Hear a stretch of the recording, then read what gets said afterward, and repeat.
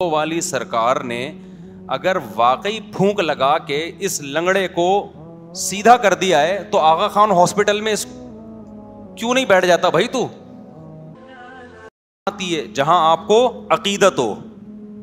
عقیدت اس محبت کو کہتے ہیں جو کسی کی بزرگی کی وجہ سے ہو رہی ہو. یہاں لوگوں کی اصلاح بھی ہوتی ہے اور لوگ اس عقیدت میں گمراہ بھی ہوتے ہیں, کیونکہ جب آپ کو کسی سے عقیدت ہو گئی نا تو آپ کے دماغ میں کھوپڑی میں یہ بات آ جاتی ہے کہ اب یہ جو کہے گا صحیح کہے گا. جیسے پھونکوں والی سرکار, لوگوں کو عقیدت ہو گئی نا, اب لوگ یہ نہیں دیکھ رہے کہ پھونکوں والی سرکار نے اگر واقعی پھونک لگا کے اس لنگڑے کو سیدھا کر دیا ہے تو آغا خان ہاسپٹل میں کیوں نہیں بیٹھ جاتا بھائی؟ تو کامن سینس کی بات ہے نا بھائی. اتنے معذور آ رہے ہیں بائکوں سے گرنے والے, آپ ایک سلنڈر میں پھونک بھر کے دے دیں, ہم اسی سلنڈر سے لوگوں کو اسپرے کرتے رہیں گے, ٹانگیں صحیح ہوتی رہیں گی. کیا خیال ہے بھائی؟ لیکن عقیدت انسان کو اندھا کر دیتی ہے. بس لوگوں نے فرض کر لیا پہنچی ہوئی سرکار ہے یہ, اب پہنچی ہوئی ہے تو جو مردی جھوٹ بولتی رہے سرکار, بکواس کرتی رہے, الو بناتی رہے, لوگ نہیں پیچھے ہٹنے والے. وہ آیا تھا نا کہ کوئی عراقی آیا تھا کچھ دن پہلے, وہ پھونکو لگا کے بڑے ہی اس کی تعریف ہے, جی پھونک لگاتا ہے تو یہ ہو جاتا ہے. میں نے کہا 2 نمبر آدمی ہے. کہہ رہے نہیں حضرت آپ کو کیا پتا. تو میں نے کہا بھائی کون سی کرامت کی قسم ہے؟ کرامت کا صدور کبھی کبھار کسی سے ہو جاتا ہے, وہ بھی بزرگ ہو. یہ تو آیا کرامت سینٹر کھولا ہوا ہے اس نے تو پورا, تو کرامت سینٹر کھول لیا اس نے بھائی پورا. تو اتنی کرامتیں تو قرآن میں اہل اللہ کی بیان نہیں ہوئی ہیں جی. ہر ایک کوئی ٹھیک کرتا جا رہا ہے اور جو مسئلہ ہو اس کا حل اس کے پاس موجود ہے. لیکن ہمارے بڑے بڑے لوگ متاثر تھے, اس کے بعد جب بھاگا ہے تو پتا چلا کہ یہ بھی ڈرامہ تھا. تو یہ عقیدت ہے انسان کو کیا کر دیتی ہے؟ اندھا. اللہ کرے بیوی کو شوہر سے عقیدت ہو جائے, کیا خیال ہے؟ یہ نہیں ہوتی, پتہ نہیں کیا مسئلہ ہے. محبت تو کرتی ہے, عقیدت نہیں. عقیدت کا مطلب کہ بھائی بس محبت ہے, میرے بچوں کا باپ ہے, زیادہ بزرگ نہیں مانتی اس کو کہ جی عقیدت میں پاگل ہو جائے کہ میرے بہت میاں بہت اچھے بچے کیا ہیں. بھائی محبت ہے مجھے, میرے بچوں کا باپ ہے, گیس بجلی کا بل دے دیتا ہے, بہت اچھا آدمی ہے. محبت ہے اس وجہ سے, بیوہ نہیں ہونا چاہتی, طلاق بھی نہیں چاہتی. عقیدت نہیں ہوتی ہے. عقیدت کس سے ہوتی ہے؟ علماء سے, بزرگوں سے, مذہبی رہنماؤں سے. اب جس سے عقیدت ہو گئی وہ اگر ٹھیک ہے تو آپ اس سے عقیدت کی وجہ سے ٹھیک ہو جاؤ گے, اور جس سے عقیدت ہوئی ہے وہ اگر 2 نمبر ہے تو آپ اس سے عقیدت کی وجہ سے گمراہ ہو جاؤ گے. اس لیے عقیدت بہت محبت کر لو جس سے چاہو, اتنا بھی نہیں ہے کہ جس سے چاہو کرو, لیکن اس میں وہ اتنی خطرناک چیز نہیں ہے. عقیدت کرنے سے پہلے نا, کسی کو اچھا سمجھنے سے پہلے, اس کی بزرگی کا عقیدہ دل میں بٹھانے سے پہلے بہت دفعہ سوچو, پرکھو اس کو 20 طریقے سے. اسی وجہ سے ہم یہ کہتے ہیں کہ کسی کو بزرگ مان لینا, یا بزرگ مان لینے میں تو حرج نہیں ہے, بزرگ بنا لینا کہ اس سے اصلاحی تعلق قائم کر لینا کہ آج سے میرے یہ پیر صاحب ہیں. لوگ کہتے ہیں نا مرشد پیر بنایا ہوا ہوتا ہے نا. رشتہ تلاش کرنے میں اتنی تگ و دو نہ کیا کرو, لیکن کسی بزرگ سے بیعت ہونے میں اس سے زیادہ ٹینشن اٹھایا کرو, اس کو پرکھا کرو.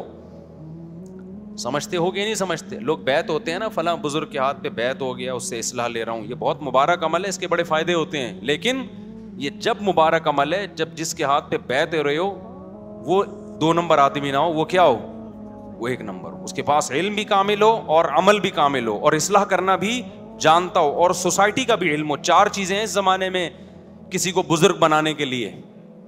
4 میں سے ایک شرط بھی مارکیٹ سے شارٹ ہوگی نا, وہ الٹا نقصان ہوگا آپ کو. میں پہلے مثال سے سمجھاتا ہوں, اصل ٹاپک کی طرف آ رہا ہوں, یہ بات بیچ میں آ گئی نا. دیکھو جب آپ کسی سے جسمانی علاج کراتے ہو, بزرگ کیا کہتے ہیں؟ جس سے روحانی علاج کرایا جائے. روحانی کا مطلب وہ جن چڑیل بھوت والا نہیں, وہ تو بزرگ ہوتے ہی نہیں ہے. اس کے لیے شرط ہے کہ بزرگ نہ ہو تو ہوگا وہ. روحانی کا مطلب یہ ہے کہ دل سے دنیا کی محبت نکل جائے, نیک اعمال کا شوق پیدا ہو جائے, گناہوں سے نفرت ہو جائے, کبھی گناہ اگر خدا نخواستہ ہو جائے تو توبہ کے بغیر سکون نہ ملے، صدقات و خیرات کا جذبہ پیدا ہو جائے، دولت کی محبت نکل جائے، شہرت کی محبت نکل جائے، دنیا کو مسافر خانہ سمجھنا شروع کر دے، جنت کی لالچ پیدا ہو جائے، جہنم کا خوف پیدا ہو جائے، سستی کاہلی جو عمل میں ہو رہی ہے وہ سستی چستی میں تبدیل ہو جائے. اس عمل کو روحانی علاج اور اصلاح کہا جاتا ہے شریعت کی روشنی میں. انسان کی زندگی کے دو پہلو ہیں، ایک جسمانی اور ایک روحانی. جسمانی ڈاکٹر ڈاکٹر کہلاتے ہیں، روحانی ڈاکٹر بزرگ کہلاتے ہیں. سمجھ میں آ رہی بات کہ نہیں آ رہی ہے؟ صحابہ کرام جسمانی علاج حکیم اور طبیب سے کرواتے تھے، روحانی علاج کے لیے اللہ نے کس کو بھیجا؟ محمد صلی اللہ علیہ وسلم کو. کیا مطلب؟ یزکیہم، نبی کا کام ہے ان کا تزکیہ کرنا، ان کو گناہوں سے پاک کرنا، توبہ کروانا، ان سے عقیدہ بھی پاک ہو جائے اور عمل بھی پاک ہو جائے. تو یہ روحانی. تو نبی کے بعد صحابہ روحانی معالج تھے، تابعین کے بعد تابعین تبع تابعین کے لیے. یہ سلسلہ سینہ بسینہ آج تک چلا آ رہا ہے. یہ جو 4 سلسلے ہیں نا، نقش بندی، قادری، سہراوردی اور چشتی، یہ چاروں سلسلے اسی کی کڑی ہیں. ایک کہ باقاعدہ پھر اہل اللہ نے، اللہ والوں نے اس کو باقاعدہ ایک مرتب کیا، اس کو ایک نظام بنایا. جیسے فقہ پہلے بکھرا ہوا تھا نا، فقی مسائل، لیکن اس بکھرے ہوئے کام کو فقہا نے سمیٹ کے 4 سلسلوں میں بند کر دیا. حنفی، مالکی، شافعی، حنبلی، چاروں برحق ہیں. تو ایسے ہی جو اصلاح امت کا کام تھا نا، جس کو تصوف نام دیا جاتا ہے، یہ روحانی علاج کہا جاتا ہے، یہ بھی بکھرا ہوا تھا. تو یہ 4 سلسلوں میں کیا ہو گیا؟ بند ہو گیا. چشتی، قادری، سہراوردی اور نقش بندی، اس میں بڑے بڑے بزرگ گزرے ہیں. اب جیسے یہ جو 4 سلسلے حنفی، مالکی، شافعی، حنبلی، اس میں بڑے بڑے فقہا گزرے ہیں لیکن بدعتی بھی گزرے ہیں. تو ایسے ہی یہ 4 تصوف کے سلسلے میں بڑے بڑے اللہ والے گزرے، مگر 2 نمبر بھی گزرے ہیں. کیونکہ فوراً لوگ مثال دیتے ہیں وہ فلاں 2 نمبر تھا. بھائی 2 نمبر تو ہر طبقے میں ہوتے ہیں نا، اس کا یہ مطلب تھوڑی ہوتا کہ سلسلہ ہی غلط ہو گیا. تو پوری دنیا میں جہاں بھی آپ جائیں گے نا، جتنے بڑے بڑے اللہ والے گزرے ہیں، میجورٹی انہی 4 سلسلوں میں سے کسی میں سے تعلق نظر آئے گا آپ کو. تو یہ کس کے لیے؟ روحانی علاج. اب روحانی علاج کا مطلب سمجھ گئے؟ کیونکہ یہ عامل لوگ پھر کیش کراتے ہیں، دیکھو مفتی صاحب بھی روحانی علاج کے قائل ہیں، لہذا آئیے چڑیل ہم سے بھگوائیے. وہ روحانی علاج نہیں.